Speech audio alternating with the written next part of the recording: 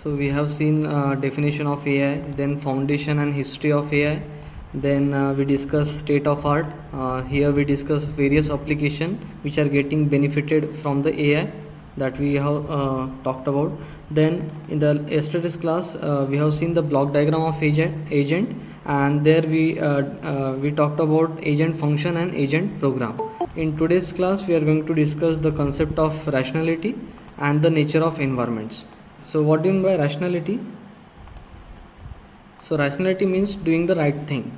Okay, so our agent is said to be a rational if it does the right thing based on what it knows.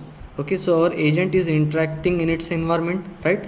So he will he will have a set of actions possible, right? And he will be performing a sequence of actions, and it will cause the environment to go through the sequence of states, right? So the state of environment will change, right? So if this sequence of change is desirable, then we can say that our agent has performed well. Okay, so if that changes which are happening in our environment is desirable, then we can say that agent has performed well. This notion of desirability can be captured using a metric called performance measure. Okay, so we'll use this metric which is known as performance measure to evaluate the success of our agent. Okay, so consider the example of our vacuum cleaner agent. Okay, so what performance measure I can define for that agent? So one performance measure can be I can give +1 mark to my agent if he performs a suck operation. Okay, so suck operation means what? I will get a clean floor, right? So for every suck operation I will give +1 marks. Okay, so that means the higher the score, the more successful my agent will be, right? So that can be one example. So this performance measure defines the criteria of success for my agent. Okay, so in this way we can define different performance measure for our agents. So here we have two entities, so we are talking about the environment and the agent. Okay, so now the problem is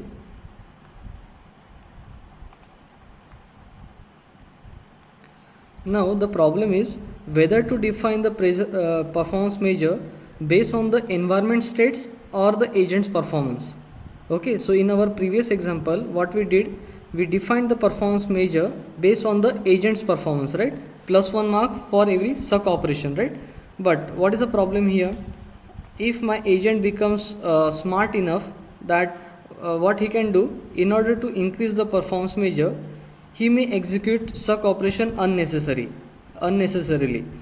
Means even if we have a clean floor, he may execute a suck operation, or if it becomes too much greedy, what he can do, he can dump the dirt back on the floor and again performs the suck operation, thereby increasing his performance measure. Okay, so this can be one problem. So what can be the other performance measure for my agent? So what I can do, periodically I will check the status of the floor. Okay, and if I get a clean floor, I will give +1 mark. Okay, so now that problem can be avoided with this performance measure. Okay, now the control is in my hand, right? Okay, so earlier agent was manipulating the score, right? Second example can be, consider I own a land, okay, and I want to develop that land, and consider there are many rocks in my land. Okay, I want to clean that, and the surface is also not even. Okay, so I can hire a JCB wala to make it even, okay, and to clean that land. Now what performance measure? Okay, so here what is my environment? Okay, my land is my environment and that JCB is the agent, right?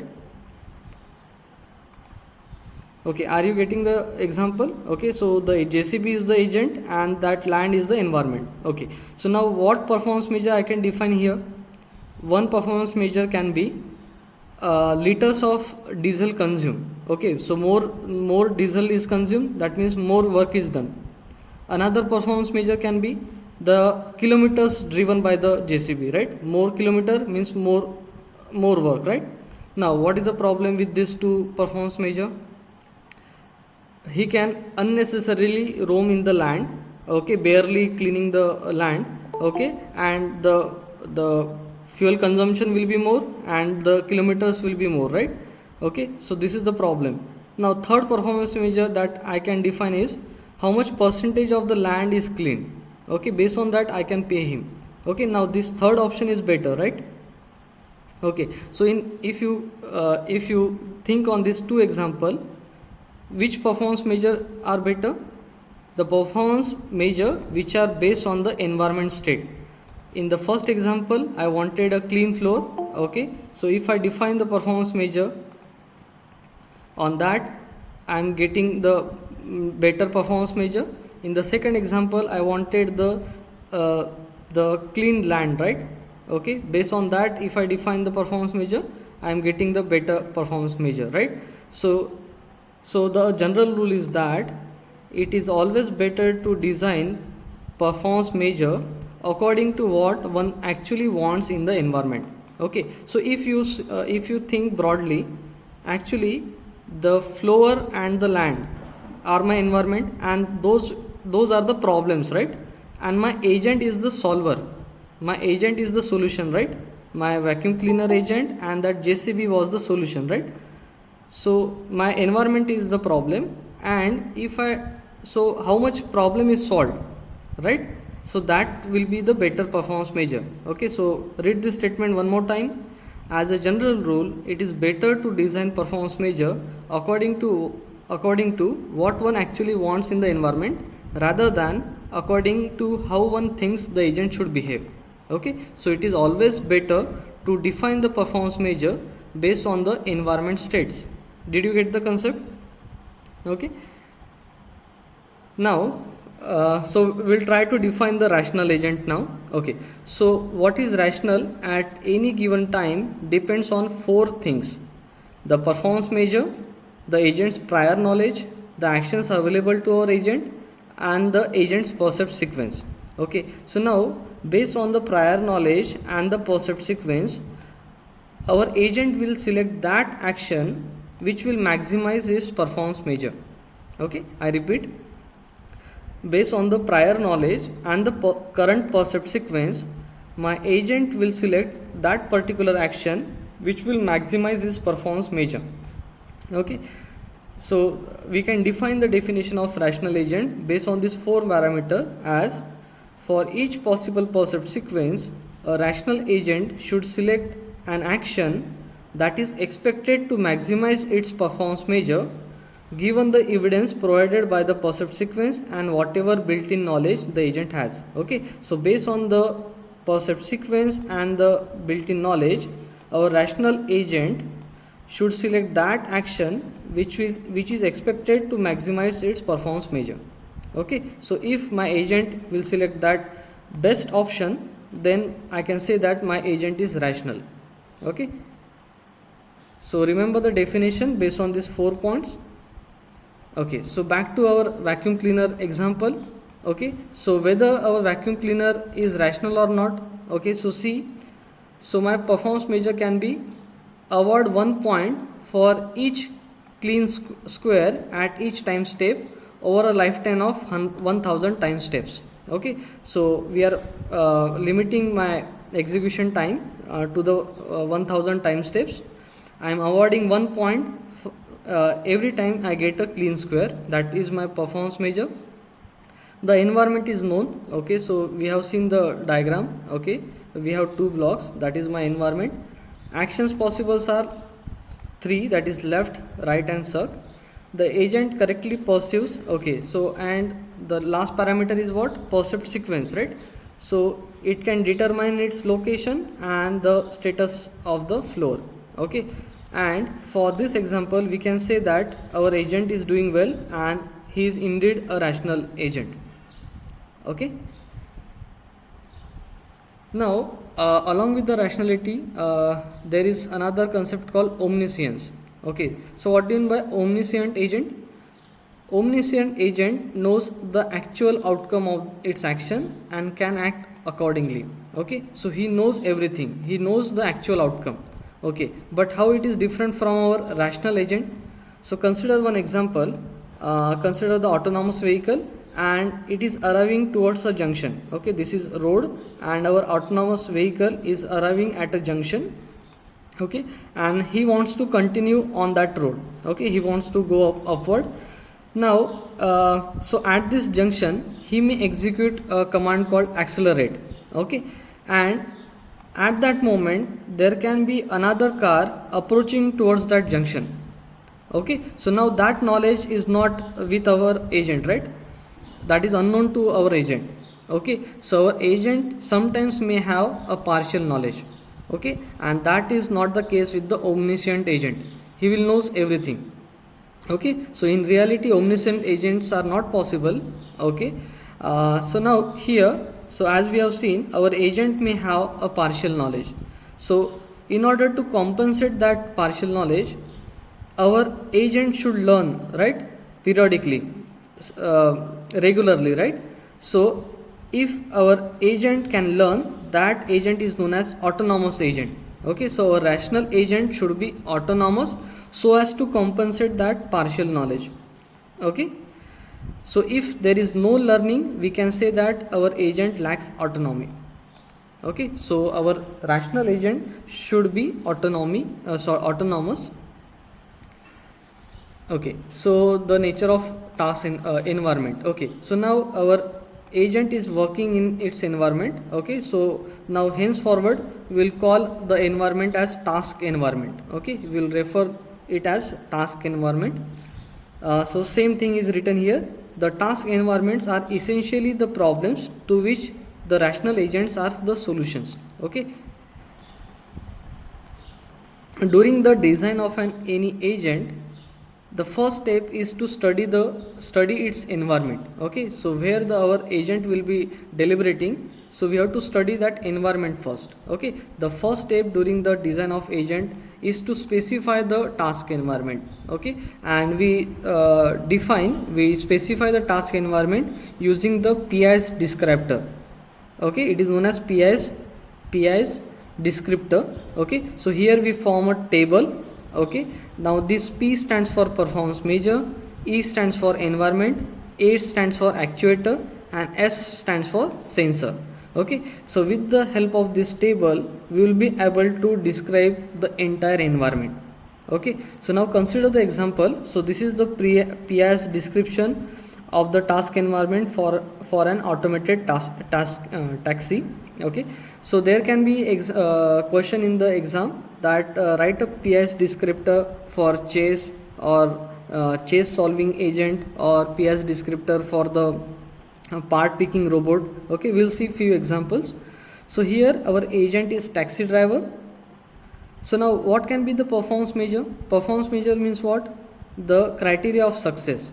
Okay, so we can define the success of taxi driver if it is a safe drive, then fast, legal, then comfortable trip, and maximize profit. Okay, so if it satisfies these parameters, then we can say that our agent is successful. Now as you can see here, we have a goal conflict here. So we want that ride to be safe also and fast also, right? So we have to tackle this trade-off. Okay, so next one is the environment. Okay, so what is the environment for our taxi driver? So what are the other things in our environment? So we have road, other traffic, pedestrian, and our customer. Okay, what are the actuators?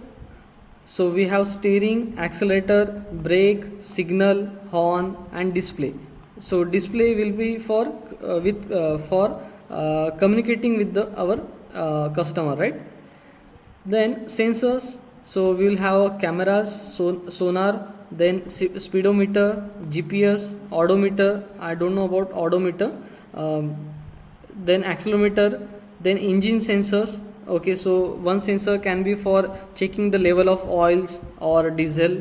Then keyboard entry, through the keyboard our customer will input the destination. These are few other examples.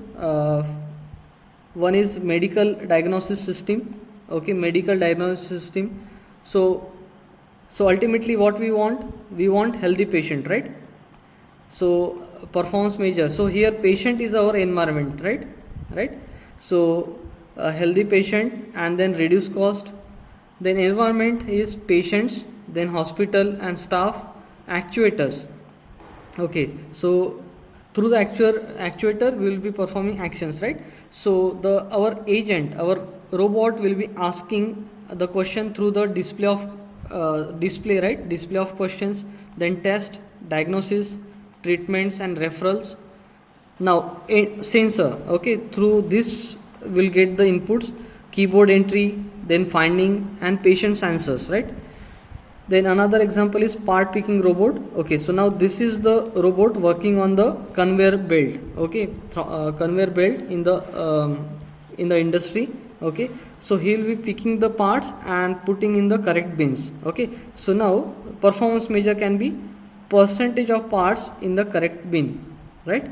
Again, in terms of environment only, right, performance measure in terms of environment. So here we have conveyor belt with the parts, okay, and the bins. Now actuators, so he will be having a jointed arm and hand. Sensors are camera and joint angle sensors. Okay, now third example is actually a software agent. Okay, they are hardware agent.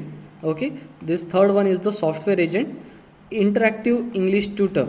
Okay, so here performance measure is, okay, the student score on test, environment, set of student and testing agency, actuators, display of exercises, suggestion and correction, and sensor, keyboard entry. Okay, student will be giving the input through the keyboard. Now we'll discuss properties of task environments. Okay, so we'll try to categorize the environment. Now agent performance depends on the nature of the environment. Okay, so now if you consider the example of taxi, okay, autonomous taxi, its environment is very complex, right. Other things are changing, right. And if you consider the example of chess robot, now its environment is very simple, right, nothing is changing. Okay, only opponent is there. So based on that, our agent will be either simple or complex, right. So properties of task environment influence the design of agent, right. So we can categorize our environment in 6 categories. Okay, so our environment can be fully observable or partially observable, right. So we'll discuss these types in detail. So we are talking about environment types. So first category can be our agent environment can be fully observable or partially observable. Okay, so now what is fully observable? So if the sensor of our agent gives access to the complete state of the environment, such environment is known as fully observable. Okay, so our sensor have a complete picture of the complete state of the environment. Partially observable means what? Parts of the state missing. Okay, so now we cannot see the entire state of the environment. Okay, some part is missing. This can be due to the noisy or inaccurate sensor. Okay, so and unobservable. Okay, so sometimes our environment can be unobservable. If we don't have any sensor, then obviously it will be unobservable environment, right.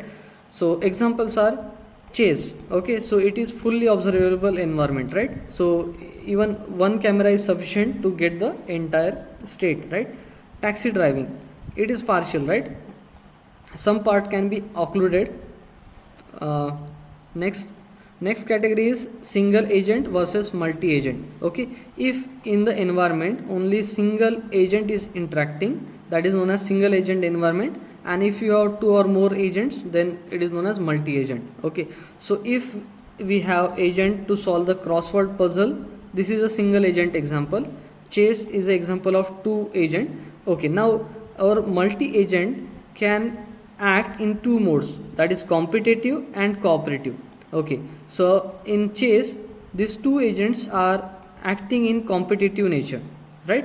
In taxi driving they will be acting in cooperative manner, right. They want to avoid the accidents, right, so they will be working in cooperative mode. Okay, but consider, so if this is a parking lot and only one space is available and 2 cars are approaching towards that. two autonomous vehicle. Okay, now so in this scenario they will be competing for the space, right? So this cooperative multi-agent may sometimes operate in partial competitive nature.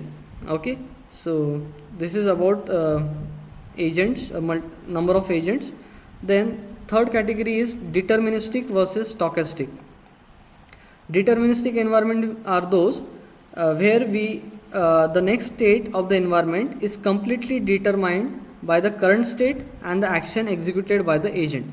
Okay, so consider the example of chase. Okay, so if I take one move, okay, if I move one piece, the next state can be determined, right? So which are the actions possible to my opponent can be determined, right? So that can be that is a deterministic environment. Stochastic, otherwise that environment is known as stochastic, so it is random in nature and it cannot be determined. Okay, so chess is the example of deterministic environment. Tic-tac-toe solver is also a deterministic environment. Taxi driver, it is stochastic. Then next category is episodic versus sequential. Okay, so what happens in episodic? So here, so consider this is my agent's experience. Okay, so here the agent's experience can be divided in atomic episode. Okay, so and consider the example of this part picking robot. Okay, so for the current percept, okay, the previous percept is not necessary, right? So here I can divide his experience in episode. Okay, only the current percept is required for the action. Okay, the past history is not required. Okay, and the current episode will not affect the future episode, right?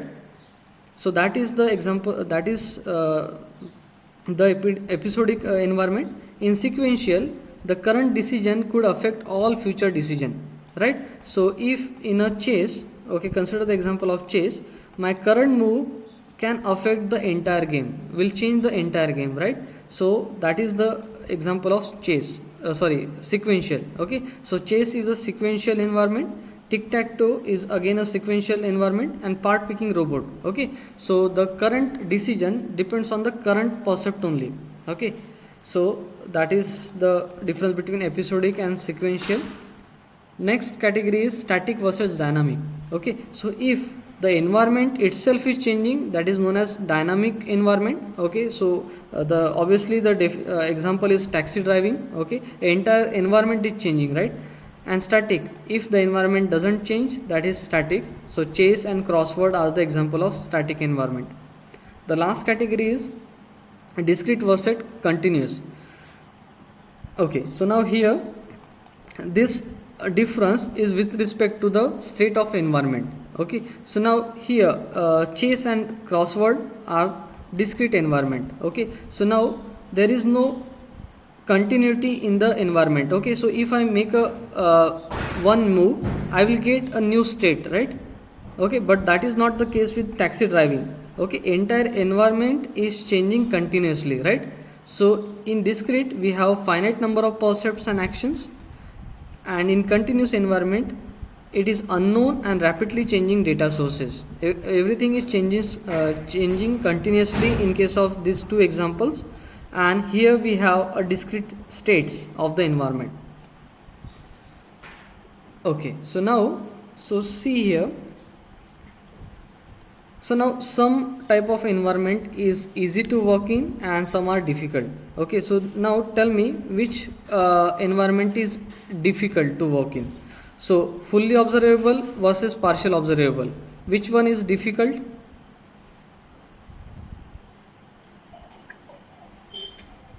Anyone? Fully observable. No, which one is difficult to work in? Fully observable will partial, right? If some part is occluded, okay, then it will be difficult, right? So partial observable will be difficult. Okay, next, single agent or multi agent, which one will be difficult? Multi agent, right? Okay, if multiple agents are working, that environment will be difficult. Then deterministic versus stochastic. Deterministic means what? Next state can be determined, right? Okay. Stochastic, okay, so stochastic will be difficult, right? You cannot determine the next state. Episodic versus sequential. Episodic will not affect the future, right? So sequential is difficult. Static versus dynamic means whether the environment is changing or whether it is remaining static. So dynamic environment will be difficult, right? Then discrete versus continuous. Again, the continuous will be difficult. Okay, so now we'll find out which agent, okay, out of this means in this table, whose creation will be more complex. So we have this 10 agents, which one will be more complex? Okay, so we know the difficult environments. Okay, so partially observable, multi-agent, stochastic, sequential, dynamic and continuous, so are the difficult environment. So for taxi driving, if you see, we have a partially observable environment. There will be multiple agents. It is stochastic environment, it is sequential, it is dynamic environment and continuous. Okay, so the most complex agent would be our taxi, autonomous taxi. Okay, so this is how our environment can affect the design of our agent. Okay, so that's it for today. Do you have any doubt? So see here what we have studied today. We talked about the rationality. So simply remember that rationality means doing the right thing. Our agent should be rational and it has to decide based on his prior knowledge and the perceived sequence, and based on that knowledge he has to select that action which will maximize its performance measure. Okay, and how to define a performance measure? So it is better to design the performance measure according to what one actually wants in the environment. Okay, so I wanted the clean floor and I wanted the clean land, right? Okay, so based on that I can define the performance measure. So so we have seen here examples. Okay, so for taxi driver I wanted a safe drive, then fast, legal and comfortable trip, right? So this is how I can define a performance measure, and we specify the task environment using this PIS descriptor. Okay, so they may ask you, definitely there will be question if it is a offline paper, they will ask you to write a PIS descriptor of different agents. Okay, then we have seen few examples and we have seen the categories of environment. Some environment will be very easy to work in and some will be difficult. So they may ask you to differentiate between different types.